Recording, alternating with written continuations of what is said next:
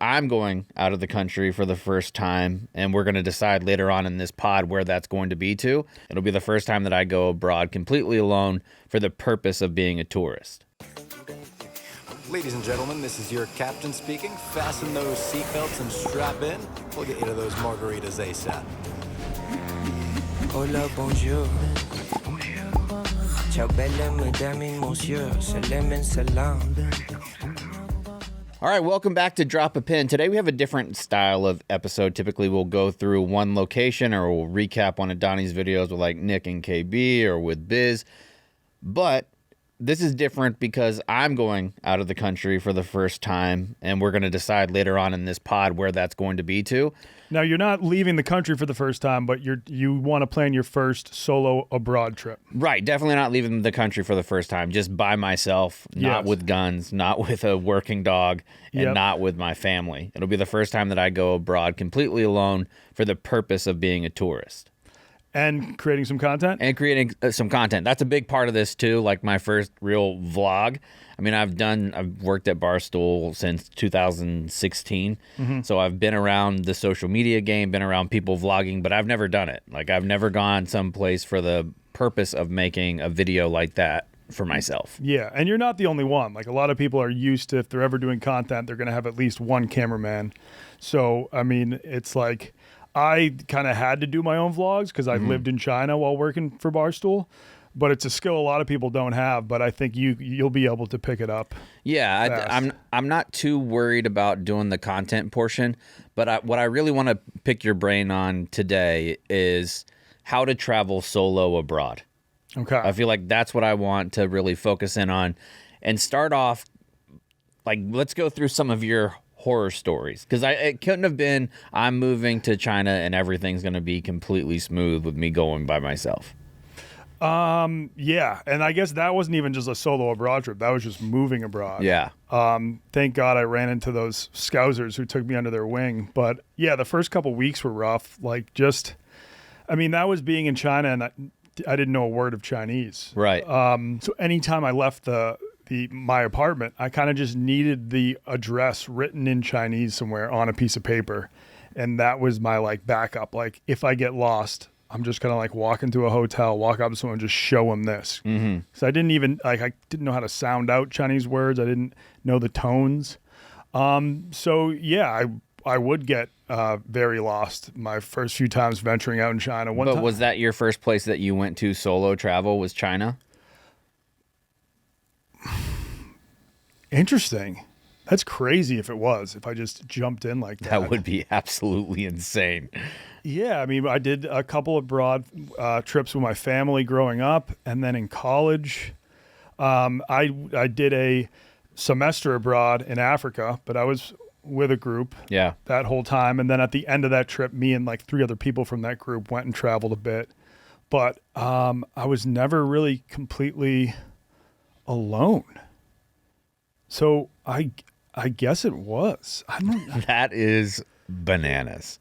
That is your first time going overseas by yourself. You go almost as far as you can away, and to live there. Yeah. The The realization on your face how crazy that was awesome. I know, because once I was living in China, that like I did some solo trips and stuff, and like I went down to Thailand. That was the whole reason I moved to China, was like, because then on my vacations I can do trips down to cool places like Thailand, which I've always wanted to go to. Okay, well, let's start there, because I don't think China really counts, because you're moving there, and it is different when you have a job lined up, you have all those things going. Let's talk about Thailand and your first real I'm going to make vlog type of trips. So yeah, that was even before I was vlogging. That was just Okay. my like first abroad trip. I was with a friend for the first part, and then he had to leave, and I still had another like 4 or 5 days to myself. And so yeah, just did some research on like what was the closest island I can get to, which was called Koh Chang, I think. And yeah, that's when I was staying at hostels. So I do clearly remember that was how I like met some people, and just kind of went to a hostel. I think I was using booking.com at that point, and staying in a hostel that was like $15 a night. And yeah, just making a few friends there that we could walk through town or hit up the beach. When I started to vlog solo, because then when I started to make vids, I had a friend that I was always working with and stuff. And then eventually he was like, I got to get a real job. We're not making any money doing these vlogs. When I got hired by Barstool, I was so pumped to have a job that I wasn't being like, oh, can I also like hire a camera guy or something like that? They eventually started to let me hire freelancers, but at first I was like too afraid to even expense a freelancer. So I think Japan may have been when I found out that Manny Ramirez was going to be playing in Japan, and I was like, I got to go. I'm not going to like ask Barstool for a camera guy. I'm just going to go on my own with a GoPro. And yeah, I had never been to Japan. Surprisingly, less people speak English in Japan than in China. But I mean, an important thing to do is just like, I started talking to all my friends or anyone I knew that had been to Japan in the past. That's a great resource. Also throw out into the universe that you're going there and someone might be willing to help you out. Okay. Like I wrote a blog, posted on Barstool, hey, I'm going to this country alone. And I had one stoolie Japanese-American guy who grew up in New York and then had been living in Japan. He was like, when you're in Tokyo, like hit me up. I'll come meet up with you and show you around. And then someone on Manny's team hit me up too and was like, you can just hang out in the dugout with us. So that was like my first solo trip, like worked out very well in that respect. Like I had like 2 people reached out that were able to help me a lot. But the rest of the time there were good chunks of time that I was just completely alone. I did obviously like tweet out, I'm going here, and I do this for Rediscovering America. I do this for all my abroad trips. A lot of just random stoolies or fans will be like, I've been there. You got to do this. Okay. Because I feel like it's better coming from like a real person or a real fan than just going online. I do a lot of my research online, but when you have that kind of a slightly more personal connection, you can kind of verify it and they like know what, like these people know my content, so they know what type of stuff I might like. Okay. I always check booking.com and Airbnb and then focus on the reviews and kind of compare what is cheaper. And then it depends. I mean, when you're younger and you're alone, you kind of want to stay at a hostel because it will be easier to make friends there. Okay. So can I walk you through kind of what my process has been, what I've looked for, like in things like that? Yeah. All right. So like I said, I've never done it before, and I'm also a dad, a husband. My wife works, has an important job, so I have certain time constraints that I have to do. Yeah. So I have been going to the Google Explore page, or going to Google Flights and going to the Explore tab, and then they have like a 6 months query where you can like pick anywhere in the world essentially over a week over the next 6 months is what they usually have, but you can go to specific dates too. Okay. So I've been putting in for mine February 23rd to February 28th. And I've been looking in South America and I've been looking in Europe. And I'll go around to the different towns. And some of the ones that I've really focused on and looked into a little bit more than others would be like Bogota. I've looked in Medellin. Iceland is really high on my list of want to go to. Lisbon is high up there. Austria is someplace that I would like to go, and then Norway. Now, I plan on doing like a trip hopefully once a quarter, like while we're doing this podcast, 1 trip a quarter. So I'm not sure if I want to go to Austria now on the February trip because I feel like it'll be super snowy and cold. But do you think that's a good way to do things? Like not necessarily go in with this is the spot I want to go to, or just kind of looking around and see what the kind of universe gives you? I think that's a great way to do it, especially because you're trying to do these trips for as cheap as possible, right? Yes. Yeah. Like that's my whole goal because right now they're not sponsored by work. Yeah. So I'm paying for a lot of the cost out of pocket. Yes. So I want to make sure that it's cheap. Like I'm using things like obviously finding the air is important. Like that's a big chunk of it. But I'm also using like United Miles. So I'm going on to the book through United and then sorting from the cheapest total stay miles to the most expensive and trying to find the first one in that cheap range that I feel like I would be comfortable, because I'm not like a 22-year-old kid anymore. I'm 43, decently fancy, like some amenities. So I want to find something that I'm not going to feel absolutely miserable in. Yeah, you don't want to be staying in like a bunk bed with. Yeah, 10 I'm other too people. old for that shit. Yeah, yep, I think you are. Although Ari Shafir still travels like that sometimes. Yeah, he does. That's what he mentioned on the pod. Yeah. Yeah, I think that's a good way to do it. I've also seen people use Skyscanner. Yep, I have that app on my phone. Yeah. If you go there and you can click like, I don't think you can do it by dates, but you can do it by month. And you just say, I'm leaving from Chicago and I'm down to go anywhere in the world. And it shows you the cheapest spots you can fly to from Chicago that month.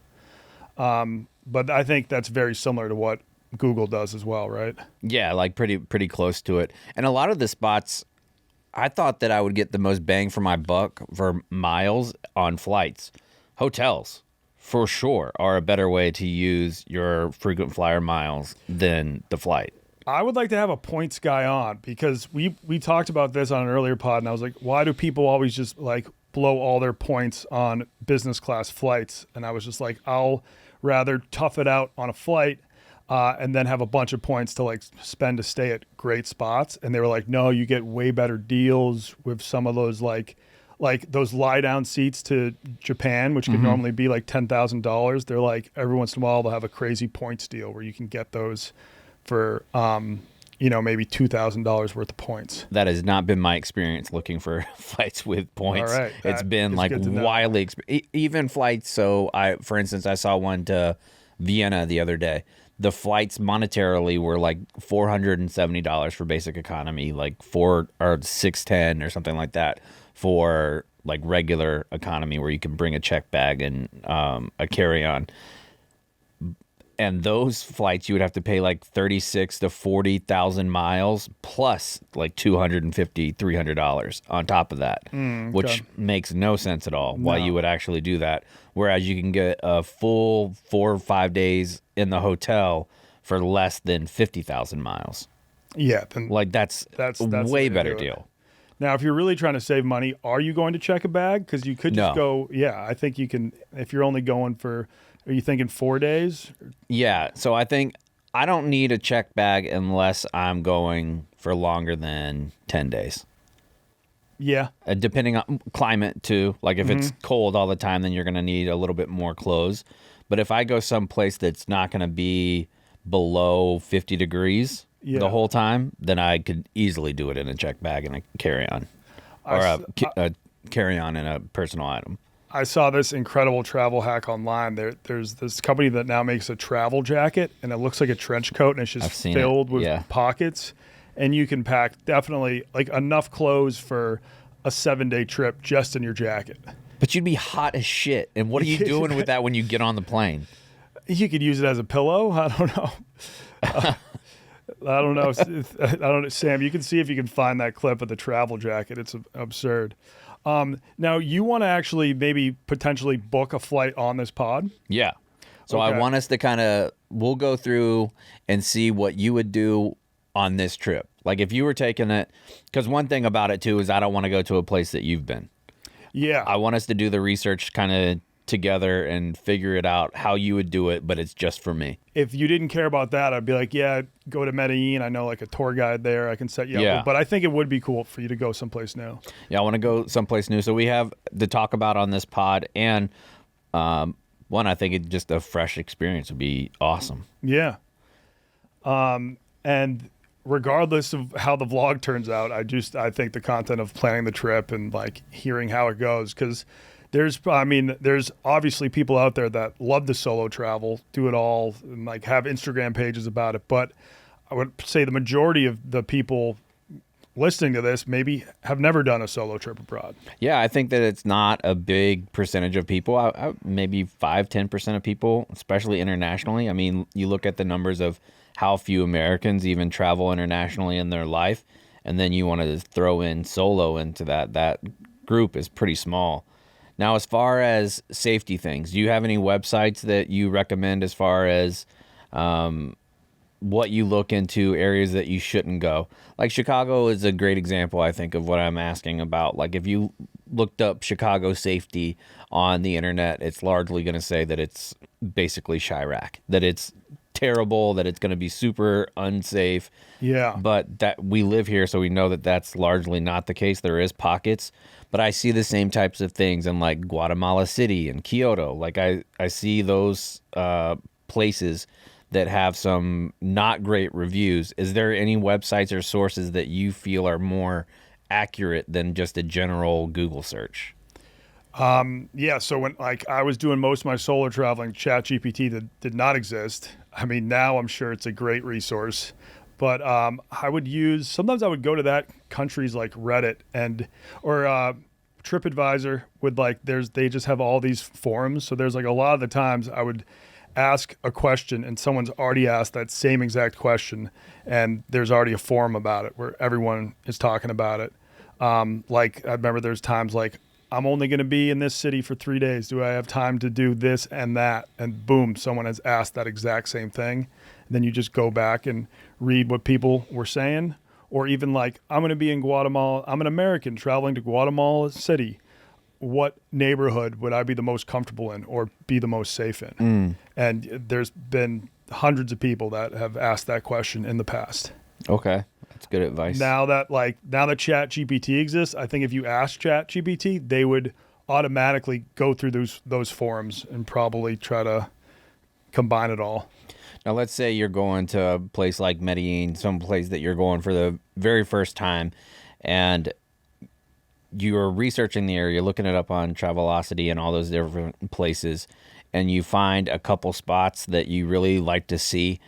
Do you pick one main spot that you want to go check out a day and then kind of go from there? Or how do you go about your itinerary? If I'm doing it for content, yeah, I'll definitely try to map it out with like one big activity per day. I'm like, that whole activity, that whole day could maybe be its own vlog. The next day, this whole activity that I do could be its own vlog. And if I'm going for fun, then like I might not necessarily map it out that way, but just being like, I'll kind of make a list of the things that I really want to do there. And then like, as it gets closer to the trip, figure out when's the best time to do it. But it's also good just to leave a couple free days just to walk around and explore and see what happens. Because this is your first solo trip, I might recommend a hotel over an Airbnb.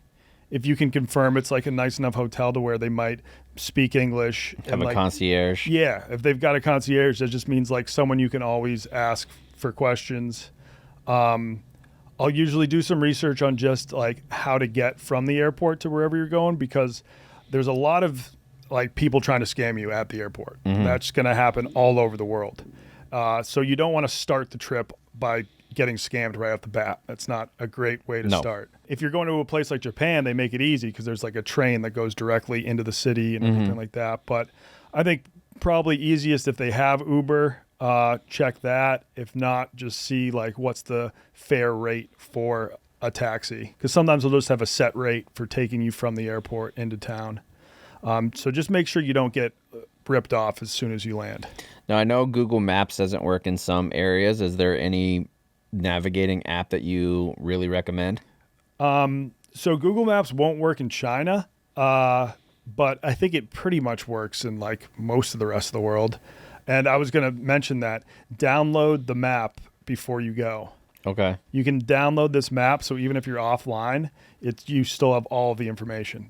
I always forget to do that, and then I'm there and I'm like, oh shit. So you can download the app. I don't know what you'll do. If you might just be able to pay a little bit extra and then get the same phone plan you have now to work there. But I also do eSIMs. I got an eSIM, I think when I was in France. You used to have to you'd land at the airport, have to buy a SIM card, take out your current one and put in a new one. Now you can just do an eSIM. So you can just do it all online, and then when you land, you can activate it. And then you just pay, it'll be like unlimited data for 7 days. And then you activate it when you're on the ground, and then you're just using the local internet. Okay, so you can just you don't have to put a physical, because I don't even know if the new phones even have a physical card. I'm not sure if they do either. Yeah. So eSIMs are big. All the travel YouTubers I watch, they all work with some sort of eSIM brand where they're like, use my link and like you can get a discount and I'll make some money. Yeah, if you're one of those people, hit me up. Yeah, I'd like to have Hit up one. Chaps. That would be good. Let them know your referral code. So yeah, eSIMs are huge. And when I'm looking for things to do there, I'll go to Atlas Obscura a lot. That's if I'm looking for content ideas, because Atlas Obscura has kind of like off the beaten path, weird things from every country or city in the world. Okay. Now, should we have you change seats with Sam at some point? Yeah, I'll go up there now. Me and Sammy will change these. All right, so the thing, I'll just kind of show you what Yep. I've been doing. I've just been going to Google Flights and then to the little Explore tab. Now, because our Twitter has been crushing, I know we have like another $800 or something in that fund. Oh, hell yeah. So you can use that, but do you have like a price in mind that you're trying to keep the trip under completely? Flight, I want to keep, my goal is to keep the flight under 600 whenever I go someplace. And my goal for hotel is under 60 to 70 a night, depending on where in the world I end up. I like that. Yeah, because I feel like going anywhere outside of that, I don't want the hotel that I'm going to be in to be so nice that I'm tempted to just hang out at the pool. You know, like I want it to be where I actually get out and go. So this is kind of pretty indicative of what I've been seeing so far. But I think if I just click on one area, I'm not going to go to Mexico City. Nope. Been there, done that. Where did it go? You just got to hit, okay, flights. And then do you have in your exact dates? Oh, yeah, you do. 23rd to the 27th. All right. So Cartagena was one that was pretty high on my list, but you had said that you had already been there. I went there. Yep. I got strip searched by a cop. That was actually probably like one of the scariest things that's happened to me solo. Not that it was like scary, but like a 10-year-old accused me of doing cocaine. He was like, "You got coke boogers." And he was like, "If you don't buy one of my necklaces for like $300, I'm going to rat you out to the cops." And I was like, "Yeah, okay, buddy." And then he ratted me out to the cops, and they took me into a public restroom and strip searched me. Cartagena is beautiful. It's hot as balls, and it's just filled with hookers everywhere and people trying to sell you blow. So, yeah, probably best you try some new spot. You know, I really am kind of leaning towards Iceland. Yeah. I just feel like it would be like February, the end of February, would be great to see the Northern Lights. Mm-hmm. I would like to show you some spots that I could go hippo mode in. Yes. Now, I had a 15-hour layover there where I filmed a vid just like what to do of a long layover in Iceland. Mm-hmm. But obviously I did not really get to explore that deep. I did go hippo mode in the Blue Lagoon, which is like, that's close to the airport. So that's what everybody does on a layover. Only thing I'll say about Iceland is it was very expensive, but I think if you rented a car, you'd be fine. But like honestly, I think a 15-minute taxi was like close to $90. Oh shit. Yeah. I don't want to do that. Anything in this area of Europe that you would consider? Because you've been all over there. I mean, I've never been to Madrid, and I was seeing like $400 flights. Madrid? Yeah, I've never been there. I've heard great things. It's not going to be as warm as southern Spain. I think they have a more like temperate climate, but that's what I have been to Lisbon for a few days. So, I mean, Madrid, that's like a very reasonable flight, but there's... I also was thinking about Morocco too. Morocco would be sick. Flights look a little more expensive. Yeah, I saw some the other day for not too much. Okay, right now they're clocking in at like Marrakesh, $839.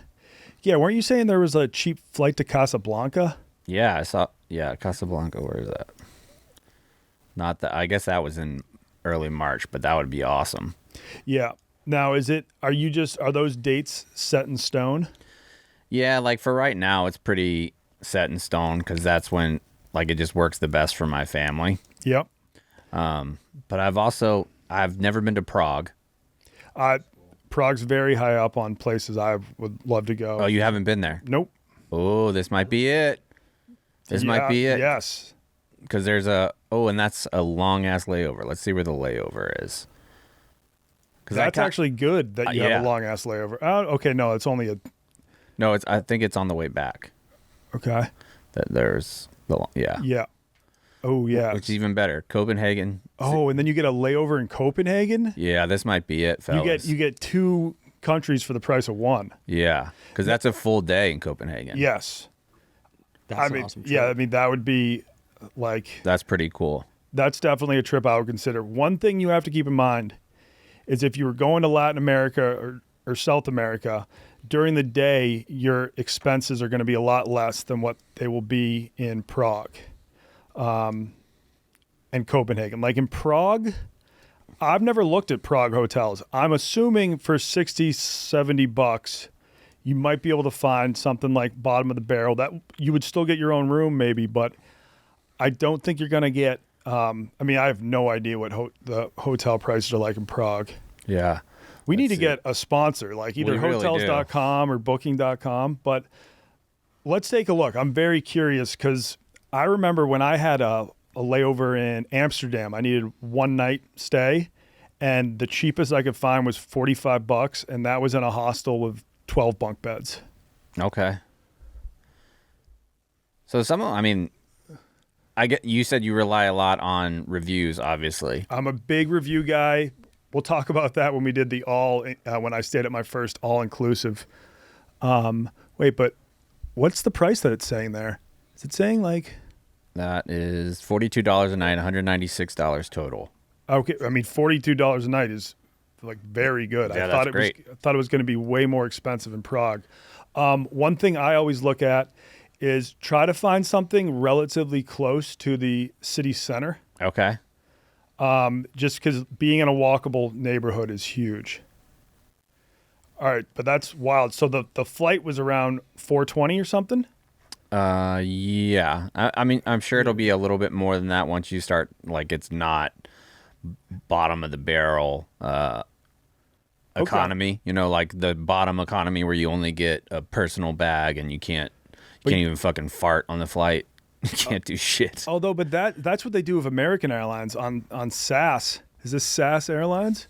On SAS Airlines, that might come with a bag. I think it will say that if you click down, it will say that's not the right. It says 1 free carry-on, 1 free or first checked bag available with a fee. Yeah, so you wouldn't be able to check a bag, but your carry-on would be free. And then if you book with SAS, $420. So I honestly think that is all you'd have to pay. $420. Kind of nice. Kind of nice. That is kind of nice. I think where'd the 30-hour layover go? So it's actually, I think you pay a little bit more to have it says the $468 one is the one that has the really long layover. Oh. But how long is the 420 one? It's right there at the top. And then so it's just a short, and where are those layovers? Each one has Copenhagen. a layover? Okay, and they're just, okay, so that's. These are shorter. Where'd the long one go? Oh, it was back there. You actually have to pay, if you go back, and then it's the one that is 468. But you would get to see. Yeah, you would get to see another city. And so you land it. Wait, that's a different one too. Hold on. I thought that was it. No. Let's go back again. Here it is. Yeah. Oh, that's on the way there? No, that's on the way back. So you would have the layover on the way back. Okay, let's see. When you got a long layover, you have to look at the time. So you would land at 10:25 p.m. No, I don't want to do that one. And then you'd leave at 2:30 p.m. the next day. The other one was better. The other one said you get there at 10 a.m. You sure? All right, let's go back and see if that is an option. Yeah, it just gets more and more. Yeah. So I've done that before where like I had a long layover, but it was that was my first time in Japan before Here it is. 22-hour layover in Prague or in Copenhagen. And that one you land at 4. 4:20 p.m. Yeah. Okay, so you could actually have that night and have time to grab breakfast the following. Yeah. You could definitely do some stuff at night and then early in the morning. Oh, and you're going to be there for a Friday night in Copenhagen. Yeah. I mean, especially if you're seeing. So is there a way to like save that or lock in the price now? I mean, Booking.com is what you usually use. I use Booking for hotels, not for flights. So it said it'd be $473 if you book it through Booking.com. Was it cheaper if you booked it directly through the airline, or do you even have an option to book with the airline? No, I don't even see that. I don't see it with that. This one's cheaper, Flight Hub. See what old Flight Hub is that all about. Yeah, I assume this is going to be. You won't be able to change this flight, and it will be non-refundable at that price. Oh, so that's economy light. Non-refundable after. Yeah, like the difference of refundable and not to be refundable is $430. Yeah. Now I think you'd be fine with economy light because economy light lets you bring a carry-on and a personal item. Yeah, I think if you'd like to go to Europe over Latin America, then I think this is your flight. Keep in mind, we're in the middle of the winter. I don't know if you need some warm weather. It's not going to be warm in Prague, but Definitely not. But I looked it up. It's not too bad. it will be warmer than Chicago, I would assume. Maybe. Now, what about Milan? Milan, I went to a football game there, and I Okay. also have a contact there who could show you around. But as you said, you kind of wanted it to be some place that I have never been. What about Budapest? Budapest, I had a nanny growing up who was Hungarian, and she was from Budapest. I've never been. Let's see, Budapest. Again, this one's even better. You get to Copenhagen at 10 a.m., and then you leave at 7 a.m. the next day. Mm-hmm. That's not bad. That's like a full day. Yeah. Do they give you a 4:30. hotel room for that, or is No, I don't think they will. Turkish Airlines would sometimes hook you up with a hotel room. I don't know if Scandinavian Airlines does And, that. that actually might be better because I would do the Copenhagen stay when I'm first getting there instead of when I'm like super tired at the end. Okay, it's got a more direct flight on the way back. Direct flight home. Well, you got one stop, but it's a normal layover. Yeah. So I would do the first day, get there at 10 a.m., have the full day, leave at 7 a.m. or 8 a.m., and then get to Budapest at 10 a.m. the next day.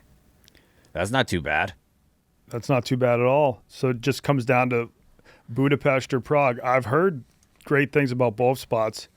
Budapest, I don't know if you could film in there. I think they might have some great like baths. Like great like public bathhouses. All right, so does Scandinavian Airlines offer free hotel for long layovers? I highly doubt it. No, they do not. They don't. Yeah, some flights will have like a stopover program.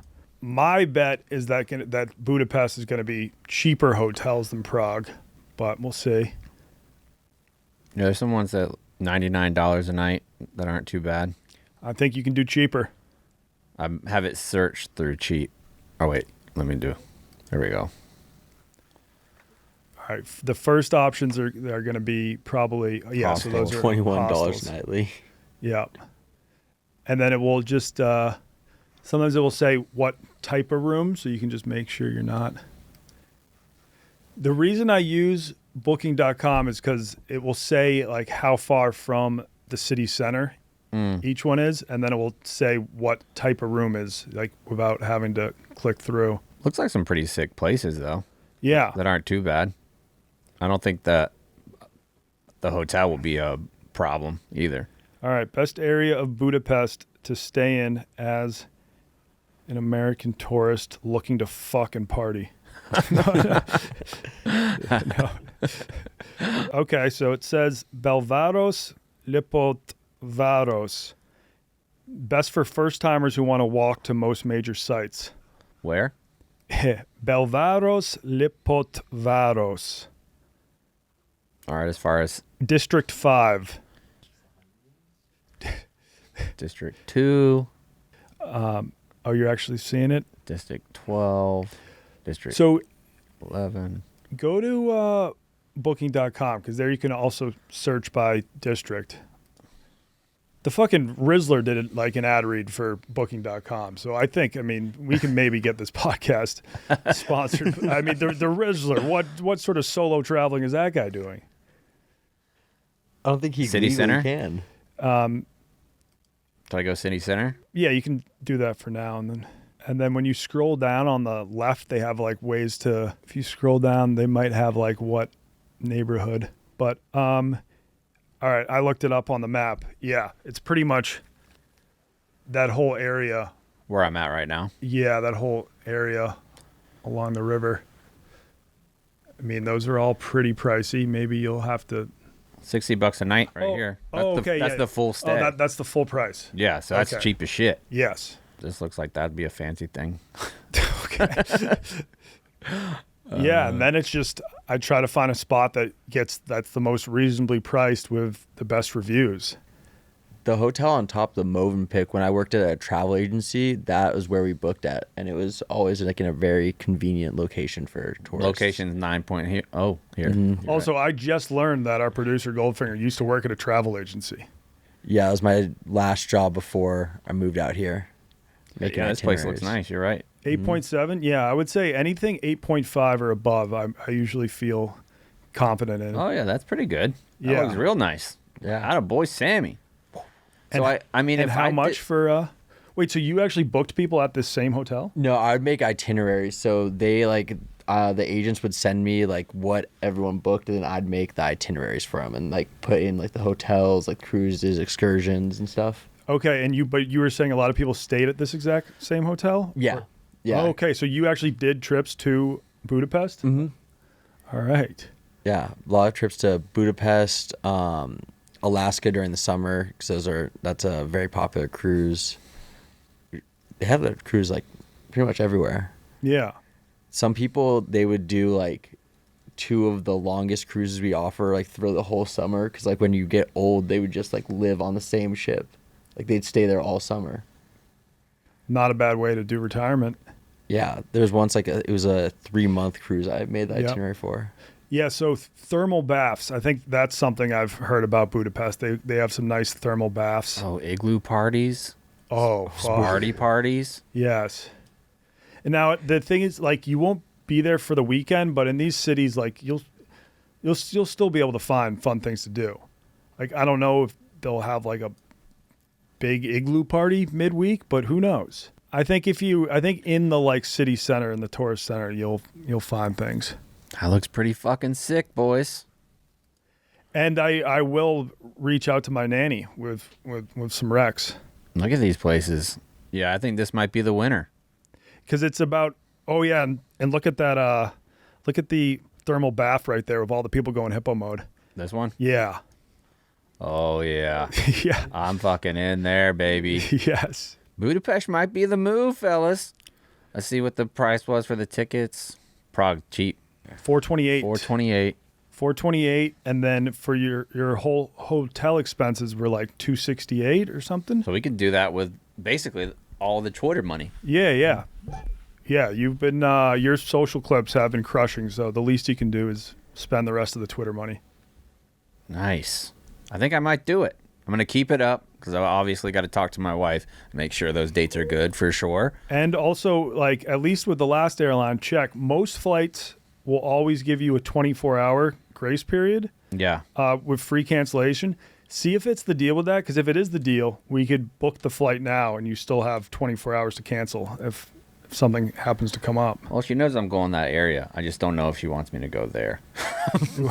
No, she won't have a problem. Yeah, I know she- Who has a problem with Budapest? I wouldn't have a problem with Yeah. Budapest. Budapest looks fucking sick. I'm gonna do it. This is where I'm gonna go. Yeah, and then if anything comes up, you could still cancel. All right. So I'm not Tomorrow gonna book morning. it, so I don't put my credit card in while we're actually Okay. doing it. Yep. But as soon as we're done, I'm gonna go. Now, do you want to? Let's walk through. You made your decision. What are some things that you start to look for? Like just basically things to do. Yes, things to do, and it also just dawned on me. I think I know an American dude who has a YouTube channel all about being an American in Budapest, who's hit me up a bunch. I think he even hit me up wanting to do a travel podcast with me like 4 years ago when I wasn't really in a position to start travel podcasting. So maybe I can put you in touch with him. Yeah, that would be great. I mean, the architecture here, good God, dude. Yeah. It looks fucking beautiful. Like And there's so much hippo mode, and it's saying hippo mode in March, hippo mode in... Yeah, no, February. it's because they got the thermal pools. You could take these little And cruises around. Yeah, you can do a cruise on which river, Chaps? What's it called? I don't know. The Danube. Oh, I was going to say Danube, but I didn't want to look like an idiot. The Danube, I mean, no one would know this, but there's a lot of big European cities on the Danube. Goldfinger, can you name 3? You can just say no. No, I can't. Okay, But we yeah. did. We would book. Yeah, I think it's so Prague, Budapest, Belgrade, maybe a German city. They're all on the Danube. I think this is it, boys. Yep, I'm going to go to Hungary. Sick. Let's do it. And that's like I guess, I mean, Prague has gotten really popular recently, and Budapest is getting popular too, but it might be a little bit more off the beaten path. So that's like, you could feel a little more exotic. Now, do you recommend people doing tours? Like, there's a lot of tours that are listed on these websites.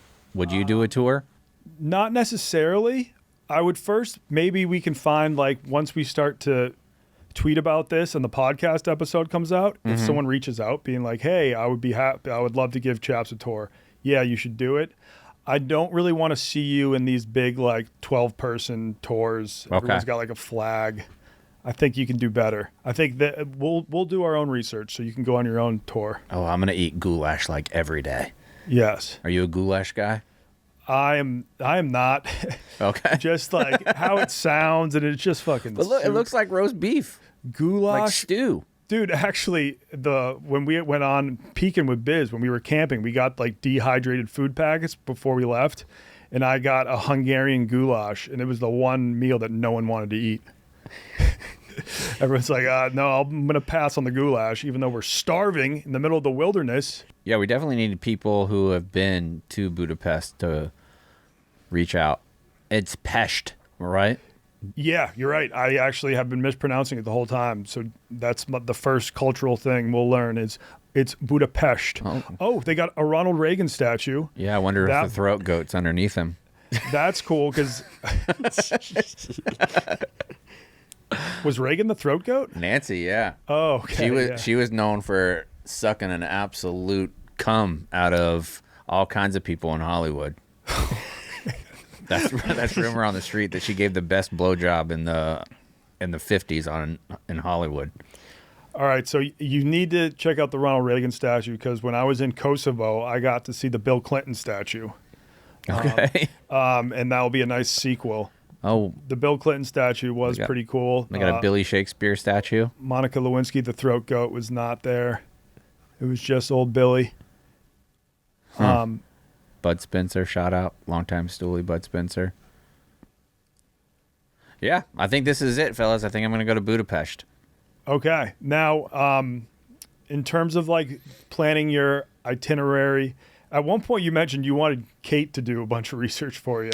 Yeah, so Kate and I, when we used to do Zero Block 30, she would have people that were going on like TDY, like a temporary duty, and she loved doing it. Like she would make them little itineraries of what they should do over the 3-course days. She just is very good at finding little niche, quirky things to do.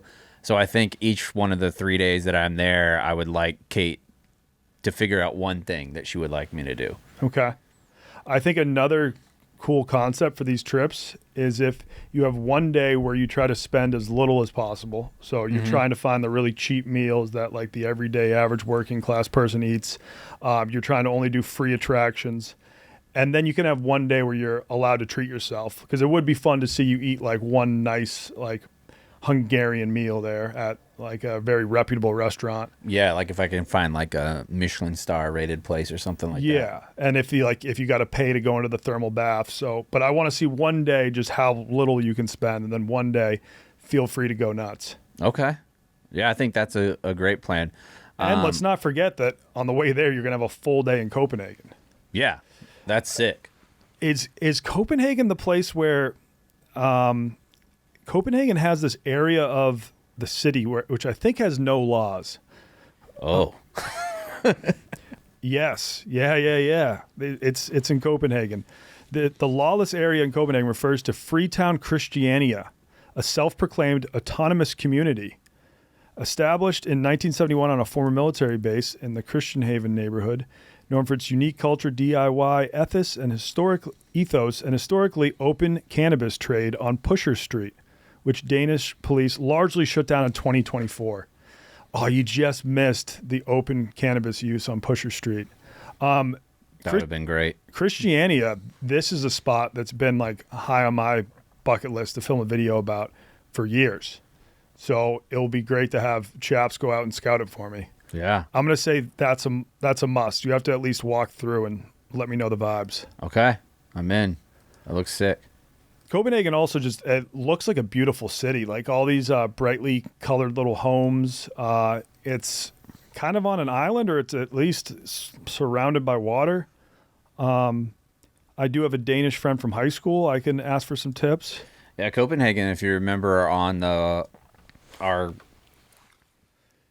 New Year's resolution episode, that's one I listed I wanted to go to. Yeah.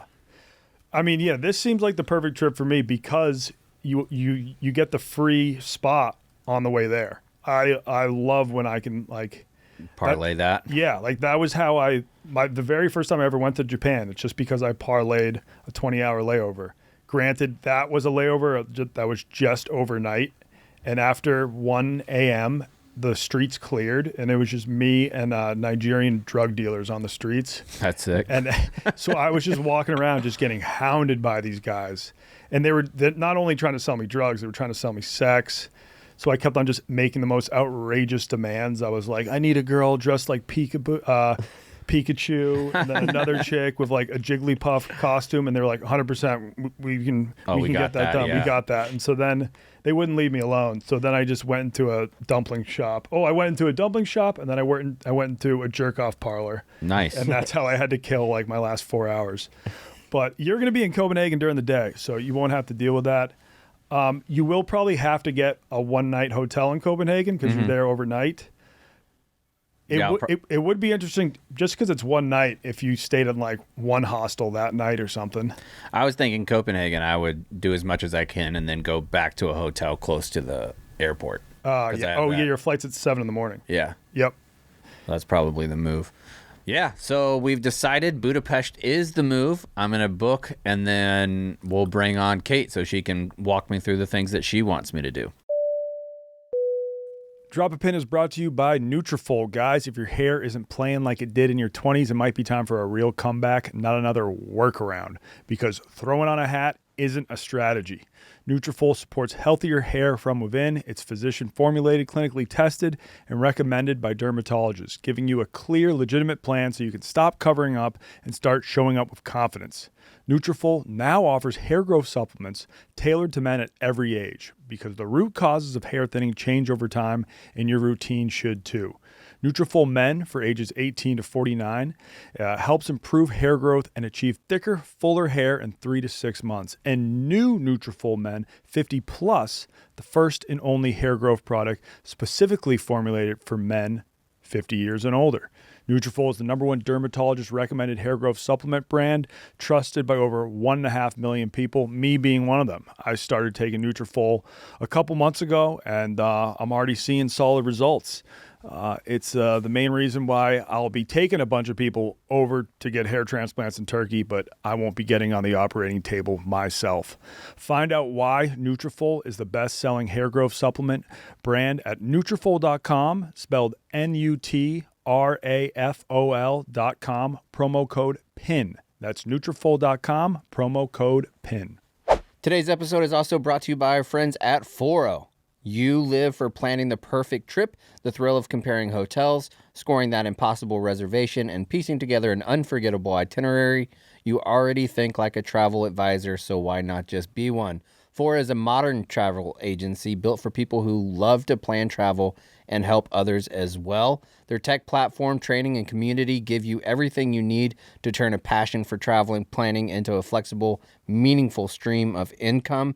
As a Fora advisor, you get best-in-class training, powerful booking tech, and a vibrant global community of experts and fellow advisors who share real insider knowledge to help you launch and grow your own travel business with confidence. With access to more than 7,000 preferred travel partners, from iconic brands to boutique gyms, you'll unlock VIP perks like upgrades, resort credits, and late checkout, giving you and your clients the kind of elevated travel experiences regular travel simply can't get. This sounds right up my alley. It is. And I was checking it out. I've seen a lot of ads for it on YouTube as well. Dude, we just finished this. So if you're listening to this or watching this, we recorded this episode a couple weeks ago and we're just getting the ads. And we were like, dude, I wish we would have had this when we actually filmed it, because this website, Fora, is absolutely amazing. You go to foratravel.com to check it out. There's also apps involved. But let's do a little walkthrough on some of the things that are on the website. Yeah, for sure. And yeah, there's two ways to use it. You can use it to, get travel advice, or if you're just chock full of travel knowledge, you can offer advice and make a little side income, which is honestly what I would probably be doing if I wasn't working at Barstool. I would like to be a travel advisor. Why not both? Yeah. So now I can just pick up a side gig. But yeah, we don't need Kate anymore. No.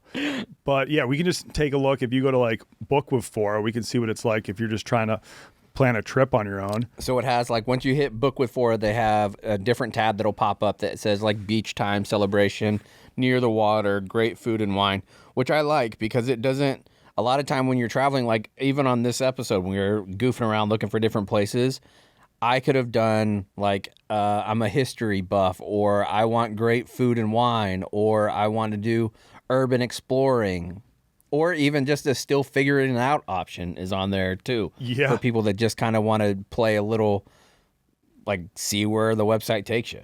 All right, well, let's see what happens if we put in great food and wine and urban exploring. Check. I bet Czechoslovakia. Somewhere warm? Well, you're not going somewhere warm. No, let's do romantic. Let's get it. It's Valentine's Day is coming up. Yeah, but you're going on your trip solo. But you could be solo romantic. And relaxing and slow paced. Let's do that one at the bottom. There we go. Next, I'm going solo, romance solo. Romantic solo vacation. How many people? One. There we go. Bangkok. No. And flexible dates. So you can put exact dates, and let's do a week. I'll do a week in March. Let's try to book a hotel or villa. Let's try that, see what it gets us. Let's do, what do we want to do? Solo honeymoon? No, let's solo travel. Solo travel. Yep, just hit that. Okay. And let's do boutique and local. Yep. Little boutique. How much would we, let's do $200 a night. Yep, sounds very reasonable. And let's do UK and Europe. And then there's a spot where you can just add whatever other details you would like. For the sake of brevity, we're not going to add anything. We're just going to go to the next page, and then boom, you put in your information and just decide how you want your Fora advisor to contact you. They can text you, they can WhatsApp you, they can email you. So yeah, it's as simple as that. And then you'll have your advisor get in touch and start planning your dream vacation. Yep. Now, if you want to become a Fora advisor, you can just go to foratravel.com/wonton. That's FORA travel.com/wonton, and make sure you tell them that we sent you. foratravel.com/wonton. Please go. It will help the pot a lot, and maybe you'll be able to make some side income as a travel advisor. Today's show is also brought to you by our friends at DraftKings. Super Bowl 60 deserves a sportsbook built for the moment, and DraftKings Sportsbook, an official sports betting partner of Super Bowl 60, puts you right in the center of the biggest game of the year, which you'll be at. Yeah, I just got the text from Dave this morning. I was not expecting that at all. I never felt entitled to a Super Bowl invite. I am a lifelong Pats fan, but we have so many Pats fans in this office, and I'm not really the first name that comes to mind when you're thinking of the Patriots. But you are for me, bud. Thank you, man. I appreciate that. And you're the only Jags fan here, so Yeah. if the Jags ever go to the Super R.I.P. Bowl, Coach Doug's. you will be at that game for sure. I hope so. Yeah, I'm sure Dave will get a suite for just me. He's not going to get a suite, but he'll hook you up with a ticket. The Brady 4 turns into the Jags 2. The Jags won, right? It's just going to be you. Well, me and Portnoy, obviously, he would go. The Jags won. I guess it'd probably just be me. Yeah. But anything can happen during the Super Bowl, and DraftKings has your back with an early exit. If your player goes down in the first half, you could still get paid in cash when your bet settles. No bonus bets, no waiting. While other sportsbooks don't offer injury protection, DraftKings covers the entire first half, even the second quarter, and early exit works on live bets too. Pre-game or in-game, DraftKings has you covered. New to DraftKings, new customers can bet $5 and get $300 back in bonus bets if your bet wins. Download the DraftKings Sportsbook app now and use the promo code DROP. That's the code DROP, D-R-O-P, to turn $5 into $300 in bonus bets if your bet wins. It's in partnership with DraftKings. The crown is yours.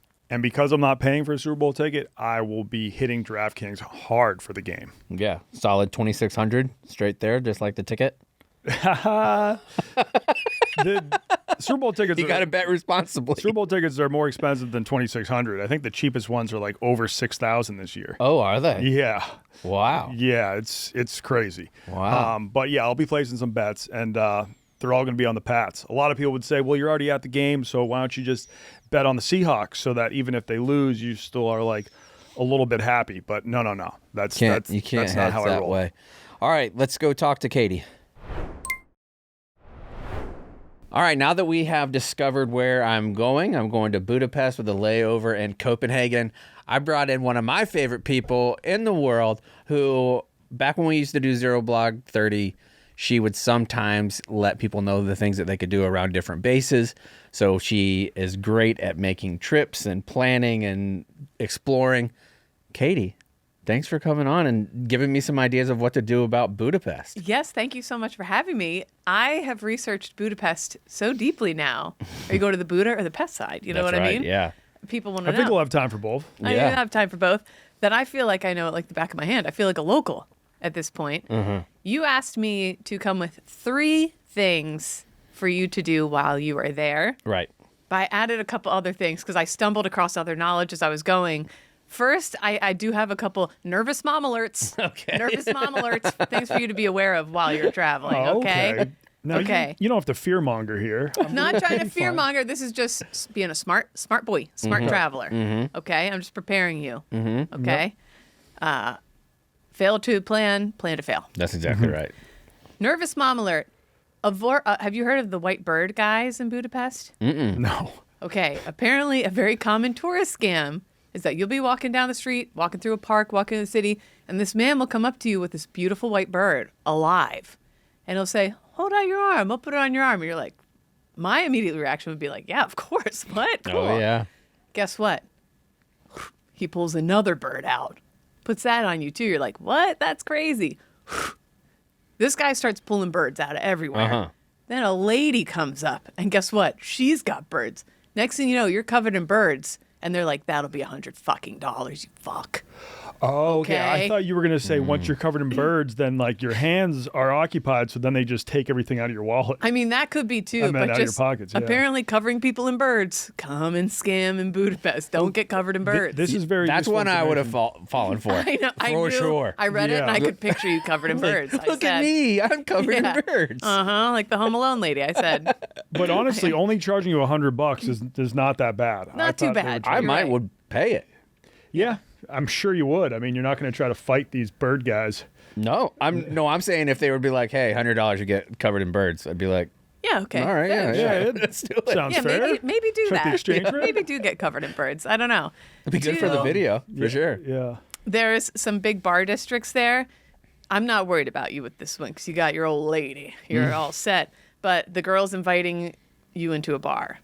Don't do that. And I think that Fellas. is a rule across the board, no matter what country you go to. Yeah. If a girl's standing out, come to this bar with me. It's like she's not necessarily going to drug you and take advantage of you, but you will get charged a hefty fee at some point. Yeah, don't I mean, do that. when I was 23 to 28, 9, I could see going to a bar and somebody being like, "Hey, you're an attractive fellow. Let's go in together."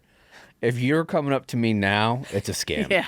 Are you It's blind? a scam, or they're just like they're scam. a working girl, and they'll pretend they just like you for you. It's not and a then eventually sincere they'll be like, desire to fuck me. Yeah. Like that's not where that's coming from. Yeah. It's never happened to me. I'm still waiting. Not true. My You were a mustache solid grows in. Afghanistan 7.5. That's true. And then the final thing, taxi sharks. These are just not, but I read this was common in Budapest. Unmarked cars will be like, come get in with me, I'll blah, blah, blah. And then they charge you out the ass. So I've those are heard that. three. Like, don't take any non-reputable taxi companies. Use Bolt or Uber there. Public transportation is supposed to be fantastic in Budapest. You can buy a day pass. Yes. Go ahead and Budapest, do that. go. Budapest, go. Okay. We're on board here. All right. Here is my to-do list for you. First off, I need to give you props. That's a great segment. I feel like every time we're talking about a country, you should Nervous come on Mom and just alert. like nervous mom alert to tell us about all the scams. Because like each country does have their sort of unique scam. In Yeah. China, it's the tea ceremony scam. You get invited in for a tea ceremony, and they'll try to charge you like $2,000, $3,000 for Holy it. shit. And they have a big guy block the door, and you just have to pay. Oh my God. So yeah, this is all very useful knowledge to know. Yeah, in Budapest, it's getting covered in birds. I have this in 3 categories on my to-do list. 1, I have food and drink that I need you to try when you're in there.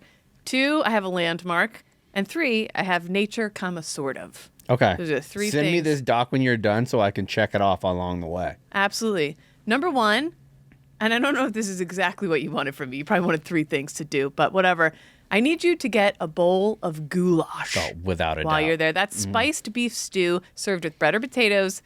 Specifically, I have 2 spots. If the first one's too crowded, I have a second spot. But specifically at one of these places, the For Sale Pub in Budapest. I don't know if you can look that up. But this place is like, you go to a country bar down here and it's just covered in $1 million bills. I don't know if you can look at, Oh, the yeah, inside yeah. of this place. Yeah. Okay.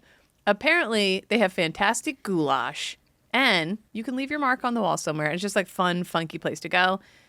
If that's too crowded, because I heard that's crowded, head on over to Longtime Stoolies at Pozdniovi Kizvendelgageglo. Oh, yeah. Okay?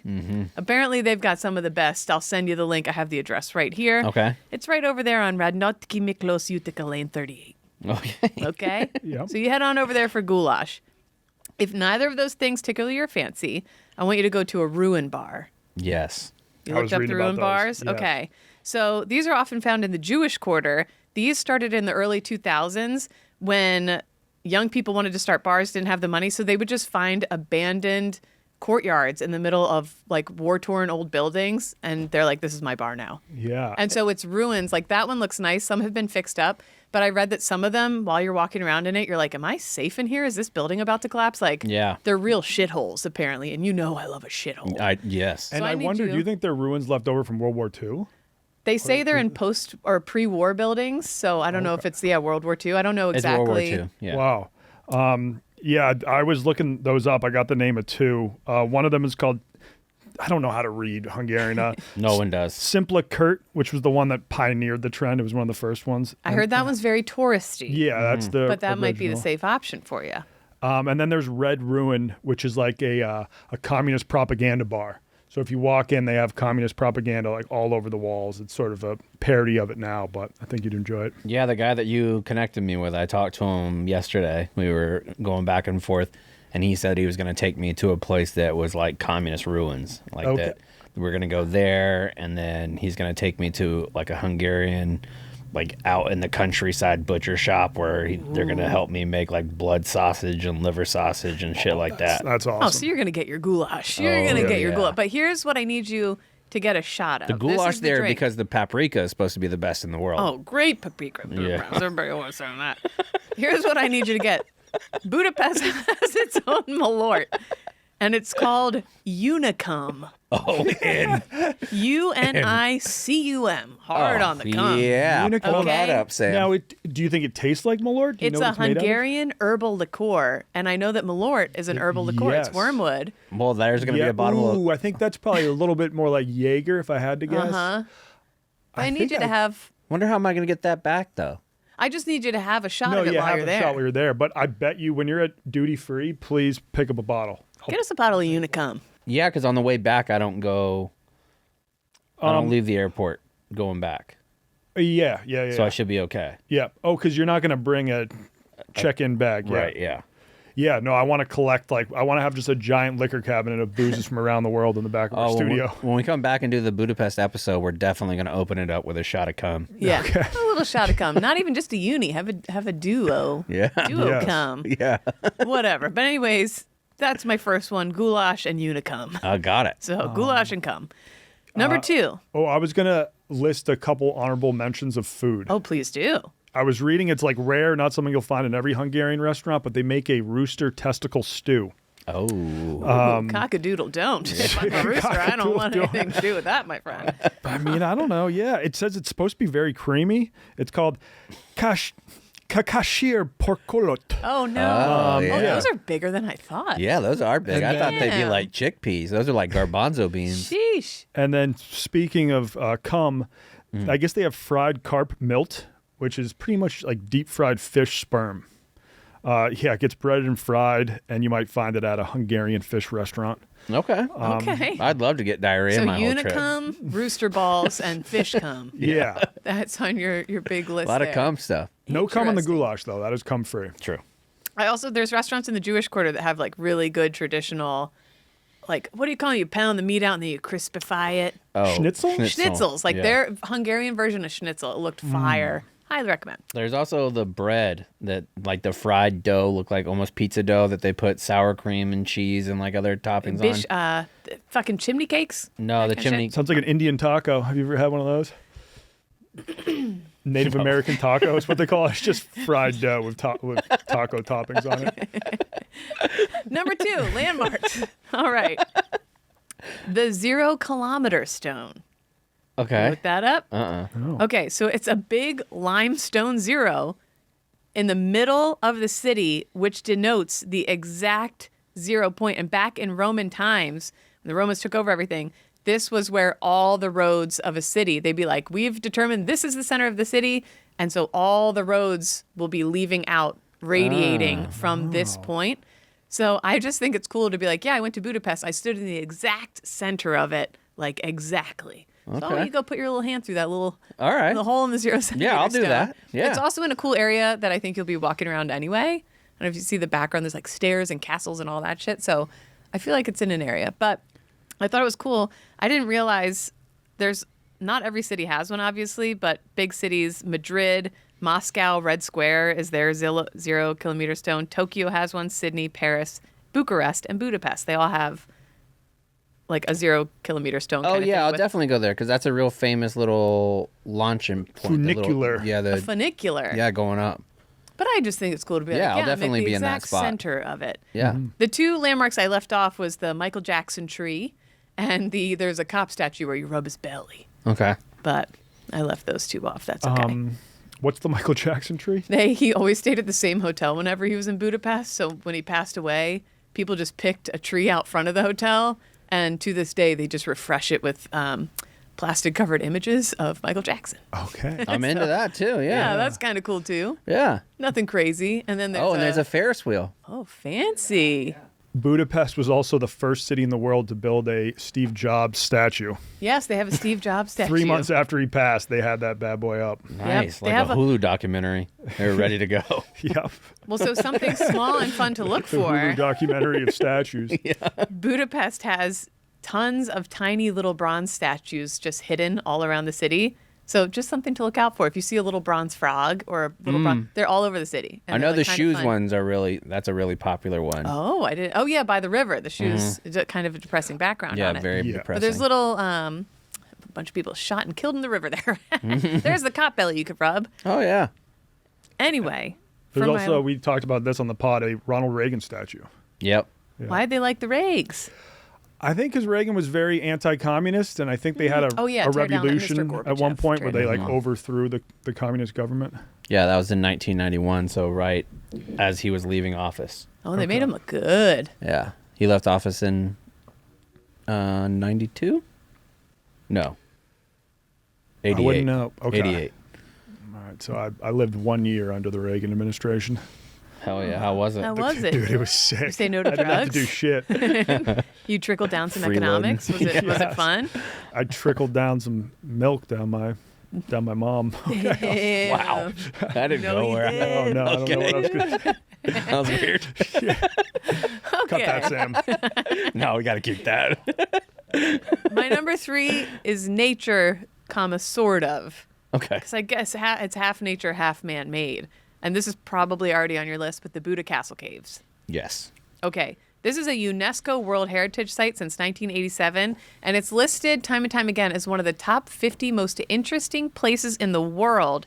It is a series of natural caves and man-made cellars and tunnels stretching over 6 miles from underneath a castle in the city. There's just endless nooks and crannies, and apparently they do tours that are really cool. And It's like a take you labyrinth. It's a giant labyrinth underneath the city, half natural, half man-made, and it just basically is endless. And I thought, you gotta book a tour in advance because they sell out quick, but you could probably snag one while you're there or whatever.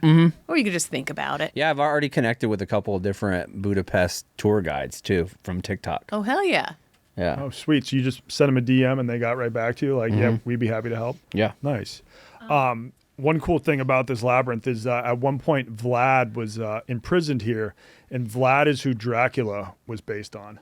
So like the real life Dracula was held in one of these caves. Whoa. Vlad the Impaler? Yeah, Vlad the Impaler. He yeah. gets around. I don't think that was his government last name, but Should be. yep. Yeah. That looks This awesome. seems super cool. And Yeah. I bet very refreshing in the summertime when it's hot out. Get down there into the caves. One other thing I wanted you to look out for when you're there. Did you know that Budapest is to veneers what Turkey is to hair transplants? I did not I did know. not. Budapest is the dental tourism capital for many people in Europe, like a lot of people in Ireland. They'll be over there and you'll see a lot of fresh new white chiclets in their mouth because they're going there. So I've seen people notice, I was in Budapest. Why are there dentist office everywhere? There's so many fucking dentist office. That's why they do teeth. Maybe I'll get some. Get 2 big, giant Mr. Chiclets? Wilson front chiclets. Yeah. Okay, Kate, go. Top 5 Barstool employees who need veneers. Oh, Probably me, me? chaps. I've never been put off by your teeth. Like, Okay. ugh. No, your teeth are fine. Get out. But I don't here. think I've actually noticed anybody here where I'm just like No. shocked by their teeth. It'd be really rude for us to say it. Yeah. Like, that's like, Yeah, who's an absolute yuck mouth? Yeah, no, No. I know. I didn't Never really. noticed that. I think everyone here has great teeth. But Budapest, apparently, if you're looking around, you're like, why are there dentist office every 2 feet? That's why. I didn't know that. I've heard that people can be a little cold and gruff and not super friendly. And I feel like that's pretty true for that whole region. yeah. And that's okay. Definitely in Russia, but yeah. So I would Shouldn't also tell you just about like you to Hungary. warm the heart of one Hungarian if you could. Change Give the out heart hugs, and mind free of hugs. one. Give free hugs by the Michael Jackson tree. But those are my things. That was my third thing. Things to look out for that I read about online. So I can ask you if it's accurate when you get back. Is the tiny statues and are there people with veneers everywhere? That's great. But yeah, those are my things. I had a bunch of other stuff that I had looked up, but those were the ones that I settled on. So I think those are perfect for me. Yeah, I think that was a great list. The only Yay. honorable mention I have, which I don't think would make good content, but they have a railway system very close to Budapest, and it's entirely operated by children ages 10 to 14. I saw that too. Yeah. what? I do But want I to. don't think we can get 10-year-olds on camera, so it's fine. I heard that it has the best like public transport of any major city. Like In that Europe, it's just so or- just okay. so easy to get around. And I read that the Nice. trains come like literally every 6 minutes is Yeah. considered like a long wait Yeah. for that. So it's supposed to be like awesome art and murals everywhere. That's supposed to be just a really cool city that people seem to really love. So I'm excited for Yes. Yeah. And it's also like has tons of spas and baths. you. I left think that they- off because I knew he's a Yeah, bath because guy. I you'll- said this you'll guy's be already going got there. it. It might be tough to film in certain spas, but I don't know. I think a lot of because they have some that like are outside, kind of exposed to the public. I assume everyone's not naked in those. And No, if they you- said if you that wanted to take out a camera. There's a bunch of them that you have like private rooms available too. Okay. Like that you can just go in and explore by yourself if you want to do filming. So I think that's what I'll do. One that I really want to go to a couple of the beer spas.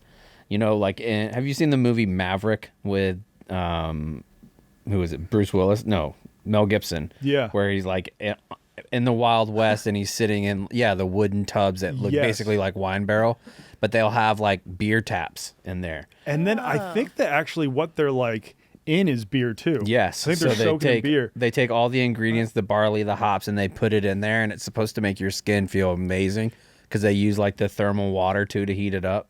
They actually have one of those like a 5-minute drive from the office, which I I've think passed it. Let's and go I've for been- training. yeah, I think we should do like a live stream, or you can. I know you're trying to work on your vlogging skills. You could just like first just film a vlog going to the beer spa here as practice for when you go to an actual beer spa in Hungary. Yeah. Just take it for a little test run. Take that barrel for a spin. Yeah. Well, thanks, Kate. Thanks for having yeah, me. that was very informative. This was good for me. I enjoyed looking up another country. I feel like I went there. We do need to have you on for like the mom warning. Everybody needs Yeah. warnings from their mom about how to stay safe. yeah. Hold on. Pickpocketing is also a thing. So hold on to your passport, but that's everywhere. But you know. Okay. And Yeah. I know you were abroad a lot in the military, but have you done like how many pleasure trips abroad have you done? Only Ireland is the only time I've been twice, and for family stuff. Put some ashes in Galway Bay. Wind was blowing the wrong way during it was raining. We basically Big Lebowski'd ourselves, me and a bunch of my cousins in the Galway Bay. Yeah. So had a couple aunts and uncles on our pants. Well, All yeah, right. I mean, Chaps is trying to do one of these trips a quarter, and he tries to do it for as cheap as possible, and usually not very long trips. So, like, maybe Beef could watch the kids, and you could join him on one. I would love to. I've only done a resort in Mexico, which doesn't count in my mind, and then Yeah. Ireland a few times. And then Okay. and the Middle East. All right, boys, that's my cue. Yes. Get out of here. All right. Thanks, Kate. Boom. Thanks for listening, Pitheads. We'll be back next week with another episode. And yeah, stay on the lookout for Chaps' Budapest vlogs. Yep.